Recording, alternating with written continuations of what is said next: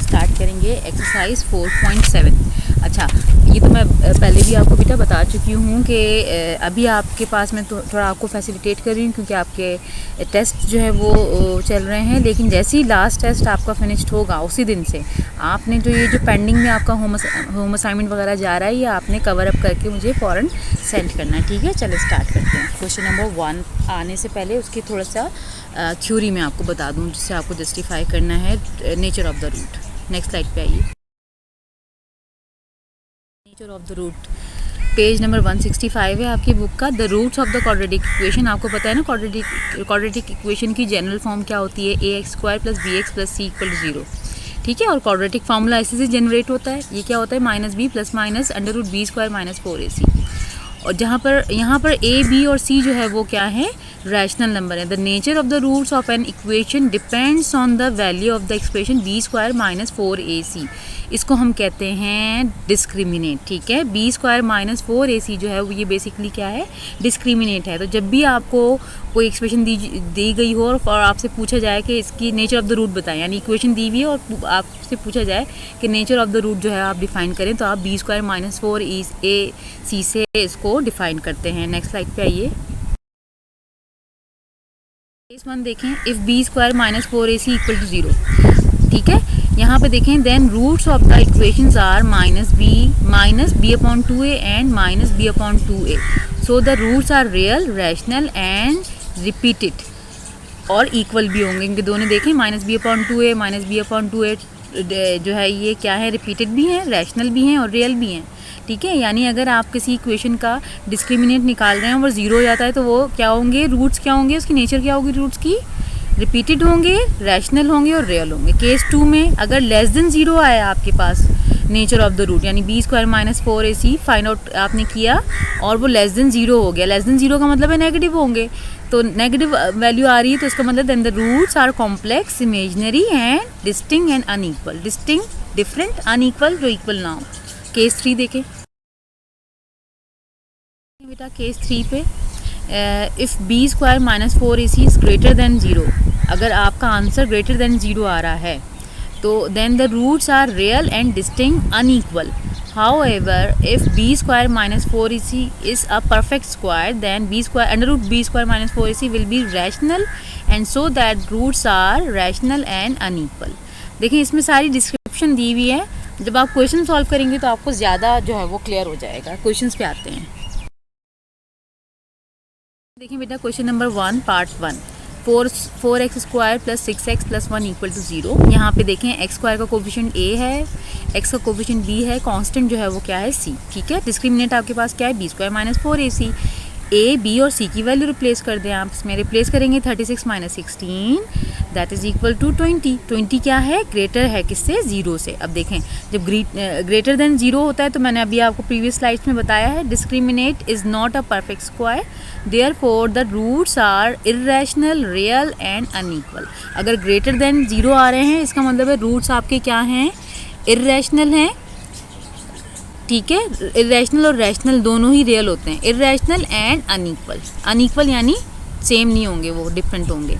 Second question देखें, x² - 5x + 6 = 0। इसका आपने डिस्क्रिमिनेंट निकालना है। वो क्या आ रहा है, वो भी ग्रेटर देन जो है वो 0 है, तो सेम पैटर्न पे है। इसका पार्ट 3 आपको अटेम्प्ट कीजिएगा। नंबर 4 इसका पार्ट देखें, 25x² - 30x + 9 = 0। x² का कोफिशिएंट a है, x का coefficient b and constant c। ये आपके पास सामने एक्सप्रेशन लिखी हुई है। डिस्क्रिमिनेट b² - 4ac होता है, वैल्यू आपने इसमें क्या किया, सब्स्टिट्यूट कर दी। तो ये दोनों का both are 900 positive and 900 negative, both are cancelling to each other. जब 0 आ जाता है आपका आंसर, इसका मतलब होता है रूट्स आर रैशनल हो या इर्रेशनल हो, दोनों रियली होते हैं, एंड इक्वल। अगर 0 आ गया इसका मतलब है क्या है, रैशनल है और इक्वल है। ठीक है बेटा, show that the roots of the following equations will be real. ठीक है, आपको बताना है कि आपके पास जो गिवन एक्सप्रेशन है इनके रूट्स प्रूफ करना है कि क्या होंगे, रियल होंगे। ठीक है, तो रियल अगर हैं तो इसको आपने क्या प्रूफ करना होगा, परफेक्ट स्क्वायर प्रूफ करना होगा, ग्रेटर देन 0। ठीक है, अच्छा अब आप नेक्स्ट उस पे आइए, इस स्लाइड पे, मतलब इस पे क्वेश्चन पे आ जाएं, इसकी नेक्स्ट स्लाइड पे आए, क्वेश्चन मैंने इसमें लिखा हुआ है, नेक्स्ट पे आइए। रूट्स जो हैं वो रियल कब होंगे, जब आपका रिजल्ट जो है वो क्या होगा, ग्रेटर देन ज़ीरो होगा, ठीक है ना। ग्रेटर देन ज़ीरो होगा, इसका मतलब है पॉजिटिव आंसर है। आपको पता है नेगेटिव आंसर्स जो है इमेजनरी उसमें चले जाते हैं नंबर्स में, तो आपका पॉजिटिव आंसर होगा, तो इसका मतलब है ग्रेटर देन ज़ीरो आपको लेकर आना है। तो इधर क्या किया, आपके पास जो इक्वेशन थी एक्स स्क्वायर का कोफिशिएंट 1 था, एक्स का कोफिशिएंट -2 ब्रैकेट m + 1/m है, और कांस्टेंट जो है वो क्या है 3 है। आपने डिस्क्रिमिनेट में क्या करना है, डिस्क्रिमिनेट में इसकी वैल्यू जो है वो सब्स्टिट्यूट कर देनी है। ये सब्स्टिट्यूट कर दी, ठीक है, सब्स्टिट्यूट करी, इसको सॉल्व कर लें। होल स्क्वायर का फॉर्मूला ओपन किया, -2 के साथ सॉल्व करवाया इसको, ये आ गया आपके पास, ठीक है। अब देखिए यहाँ पे क्या किया है, इसमें से यहाँ से आपने 4 कॉमन ले लिया, ये भी कॉमन लिया, तो इसमें से देखें ये 4 कॉमन आ गया, ये एक्सप्रेशन एज इट इज़ आ गई, और 4 3 12 हो गया। इन दोनों को सॉल्व करें, -1 आया आपके पास, ठीक है, -1 आ गया। अब मुझे इसको कंप्लीटिंग स्क्वायर में करना है। कंप्लीटिंग स्क्वायर में करने के लिए मेरे पास यहाँ से 2 मिसिंग है, क्योंकि 2a भी होता है, a और b, a क्या है m स्क्वायर है, b है 1/m स्क्वायर, तो a b जब मैं वैल्यू इसमें प्लेस करूँगी तो m square both are cancel, ठीक है, कैंसिल हो जाएगा। तो इसका मतलब मुझे -2 चाहिए यहाँ पे। तो अगर मैं इसको -1 को -2 + 1 लिख दूँ तो लिख सकती हूँ ना, इन दोनों का आप सॉल्व करोगे, अगेन -1 आ जाएगा, ठीक है। अब देखें ये इसके साथ पूरा फार्मूला बन गया इसका, m - 1/m की पावर 2 माइनस का और +1 एज इट इज़। अब देखें जब कंप्लीटिंग स्क्वायर होता है ना, तो ये अंडरस्टूड है, उसके ऊपर पावर 2 है, तो अगर आप नेगेटिव वैल्यू भी रख दोगे तो वो पॉजिटिव भी आएगी। तो ये कंप्लीटिंग स्क्वायर की फॉर्म में कर दिया, तो ये अंडरस्टूड है, ये ग्रेटर देन ज़ीरो ही आएगा, चाहे m की वैल्यू में कुछ भी रख दूँ। नेगेटिव भी रखूँगी यहाँ पे तो वो पॉजिटिव में चेंज जाएगा, हेंस रूट्स आर रेयर।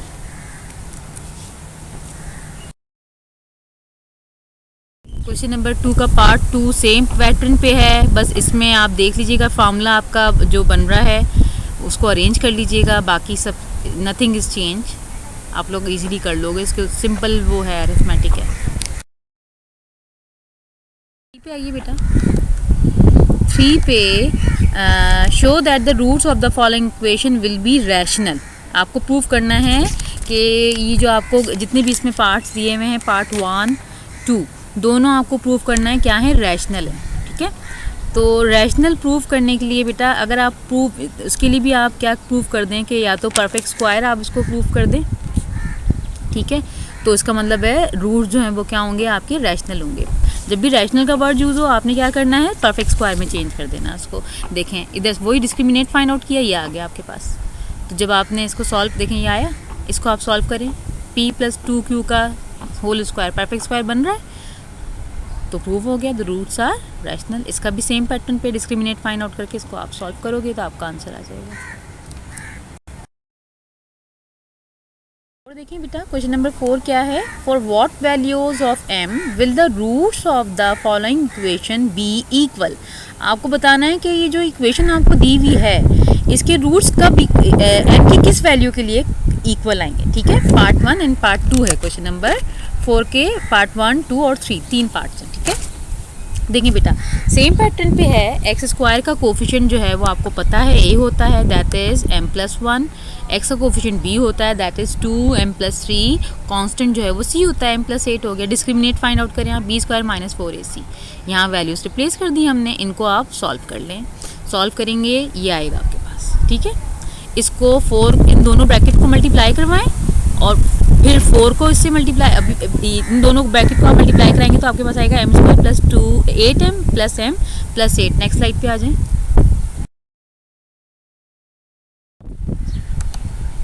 अब देखें उसमें क्या किया आपने, दोनों एक्सप्रेशन में से 4 कॉमन ले लिया और माइनस साइन मल्टीप्लाई करा दिया, ठीक है। तो अब देखें -m² + m² both are cancelling to each other, -8m - m + 6m, it makes -3m, -8 + 9 + 1 आ गया। For equal roots we have discriminate equal to 0, must be equal to 0, जब भी रूट्स इक्वल होते हैं। तो इसमें देखें आपके पास ये एक्सप्रेशन आ गई। अब आपको m की वैल्यू निकालनी है, ये 0 के बराबर इक्वेट किया क्योंकि उन्होंने क्वेश्चन में दे दिया है कि रूट्स जो हैं वो इक्वल हैं, तो यहाँ से आपने m की वैल्यू निकाली, that is 1/3। Part 2 and 3 same pattern पे हैं, आपने डिस्क्रिमिनेट निकालना है। डिस्क्रिमिनेट निकालने के बाद उसको 0 के बराबर इक्वेट करके और m की वैल्यू फाइंड आउट करनी है। क्वेश्चन नंबर 5 पे आ जाएं। क्वेश्चन नंबर 5 है, show that the roots of x square plus M X plus C whole square equal to A square will be equal if C square is equal to A square bracket 1 plus M square. ठीक है, ये आपको prove करना है। ठीक है, देखिए बेटा, आपको ये एक्सप्रेशन गिवन है, ये एक्सप्रेशन गिवन है। होल स्क्वायर का फार्मूला ओपन कर लें ताकि हम एक्स स्क्वायर के कोफिशिएंट और एक्स के कोफिशिएंट अलग कर सकें, क्योंकि डिस्क्रिमिनेट में आपको ए बी और सी चाहिए होता है। होल स्क्वायर का फार्मूला ओपन किया, यहाँ से एक्स स्क्वायर कॉमन ले लिया इन दोनों में से, इसमें से एक्स आपके पास ऑलरेडी आ गया है और ये कांस्टेंट हो गया। ए बी और सी की वैल्यू रखे डिस्क्रिमिनेट में आपने डाल दी, उसको सॉल्व करें। सॉल्व करेंगे तो आपके पास ये एक्सप्रेशन आएगी। अब देखें, फॉर वही कंडीशन लगा दें, for equal roots we have discriminate must be equal to 0। आपको पता है, मैंने इसमें स्टार्टिंग में केस 1 2 3 जो करवाएं, अगर रूट्स इक्वल होते हैं डिस्क्रिमिनेट क्या आता है, 0 आता है। तो इसको आप इक्वेट कर दें 0 के इक्वल। ठीक है, तो 4 0 हो जाएगा, 4 मल्टीप्लाई बाय 0 0, ये आएगा minus C square plus A square plus M square A square equal to 0। वैसे जैसे नॉर्मली बच्चे क्या करते हैं, ये जैसे इसको मैंने इक्वेट किया ना 0 के बराबर, बच्चे क्या करते हैं, लिखते हैं 4 उधर जाके 0 से डिवाइड हो गया तो वो 0 हो गया। बेसिकली ये होता है 4 इज़ इक्वल टू 0 और ब्रैकेट में लिखना चाहिए नॉट एप्लीकेबल, लेकिन क्योंकि आप लोगों को हैबिट नहीं है तो ये डायरेक्ट इस तरीके से कर दिया जाता है। वैसे बेसिकली जो रूल है वो ये है 4 इक्वल टू 0 नॉट एप्लीकेबल, क्योंकि वहाँ से कोई वैल्यू निकल ही नहीं रही है। ठीक है, आप इस तरह से भी कर सकते हैं जैसे इसमें हुआ है। यहाँ से आपने सी स्क्वायर इधर वैल्यूज़ चेंज कर दी, साइन चेंज किए, इसके आपके पास रिक्वायर्ड कंडीशन आ गई। This is very simple. Number 6 देखें। क्वेश्चन नंबर 6 है, show that the roots of the given equation will be equal if C is equal to A upon A M. ठीक है, अगर देखें इसमें कंडीशन आपको दे रहे हैं कि अगर C equal to A upon M है तो रूट्स जो हैं वो इक्वल होंगे। तो अगर रूट्स इक्वल है it must be equal to 0। Discriminate find out करें इसका, डिस्क्रिमिनेट फाइंड आउट करके इसको इक्वल टू 0 करें। 0 करेंगे तो आपके पास कंडीशन जो है वो ऑटोमेटिकली आ जाएगी। Question number 6 is similar as question number 5। 7 में बेटा क्या कह रहे हैं, इसमें प्रूव करना है आपको।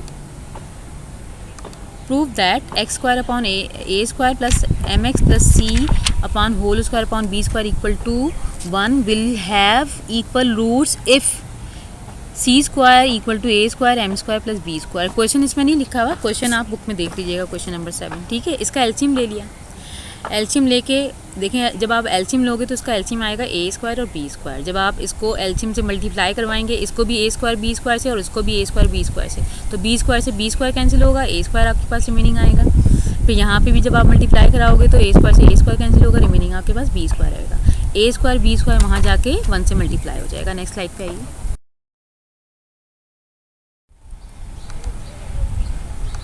इसमें देखें, इसको आप सॉल्व करोगे तो आपके पास जब इसका आप इसको होल स्क्वायर का फार्मूला ओपन करें ये आएगा। इसको फिर मैंने जैसे कि आपको पहले बताया था कि हमें डिस्क्रिमिनेट निकालना होता है तो एक्स स्क्वायर का कोफिशिएंट सेपरेट होना चाहिए, एक्स सेपरेट होना चाहिए और कांस्टेंट सेपरेट होना चाहिए।